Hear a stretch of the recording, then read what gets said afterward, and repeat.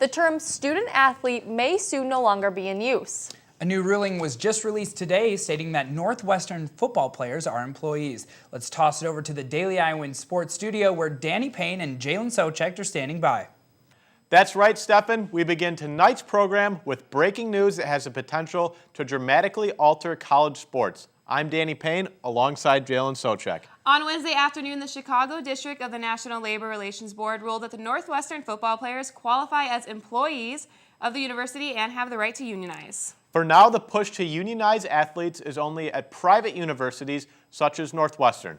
The Federal Labor Agency has no jurisdiction over public universities. Northwestern also confirmed that it plans to appeal the decision. Now taking it back to Iowa sports, it was a tough loss for the women's basketball team as it ended their 7th straight NCAA tournament with a loss to third-seeded Louisville. It was Louisville's defense that held Iowa to a mere 1 3-pointer and handed the 25th-ranked Hawkeyes their worst loss in more than 5 years. Allie Disterhoff scored 15 points before fouling out last night. The Iowa City native finished her first year as a Hawk with 474 points, the second most by an Iowa freshman. A lot of sports wrapping up their seasons, but Iowa baseball is in the thick of things. The team has made remarkable strides after finishing last season 22-27. A new era of Iowa baseball is underway, the Heller era, as many call it. Under new head coach Rick Heller, the team has flourished in early success. They began the season 9-1, their best start in 74 years. Then they opened their Big Ten Conference play with a series win, a first in the program since 1998. And many of Heller's squad aren't leaving it at that. We just got to keep coming in, keep working hard, and keep finding a way to get better each day, and possibilities are endless.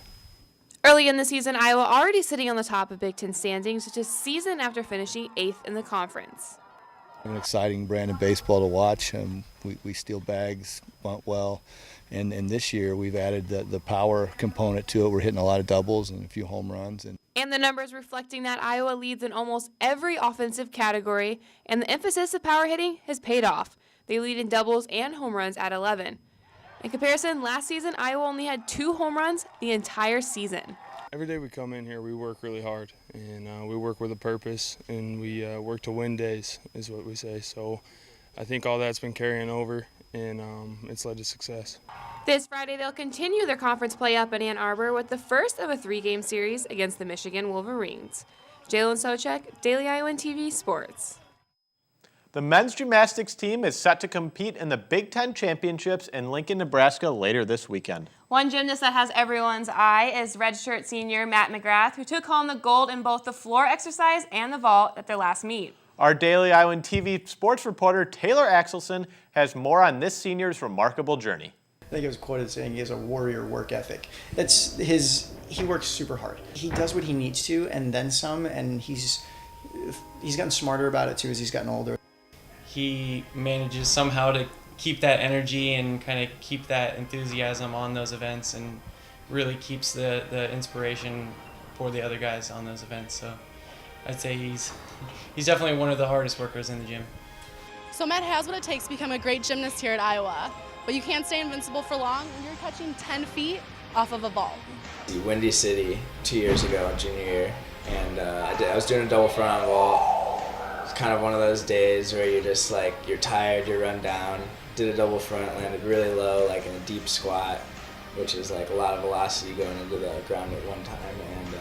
And I like kind of was walking back and something felt a little off, so I was like testing it out, like kind of bending a little, and like I just kind of collapsed to the ground. It just completely gave way. And he's a fairly tough kid.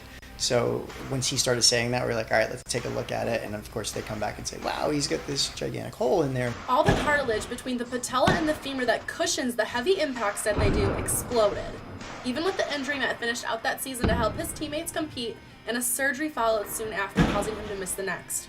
But he was not finished. And so coming into August, it wasn't like we lost him for a year. He put so much time and work into the summer that he came in way better. And this is what I'm saying, like he was better than the previous surgery. Toward the end of the season, he's just been rocking it, like floor, vault, rings. He's been our top guy on each of those events. I really want him to close this out in that sense where he goes out and bones everything that he does, and the team gets their successes because of that, and just has a nice closure to his 5 years here. It's definitely those moments when, like last weekend, when we won our first quad meet in a while, beating 2 top-ranked teams that were ahead of us, and like did the vault and stuck it, and like that moment right there like makes it all worth it for sure. Unfortunately, that is all we have time for tonight. Be sure to tune in tomorrow for a look into the track and field team as it prepares for its outdoor season. But for now, Stefan, Megan, back to you guys.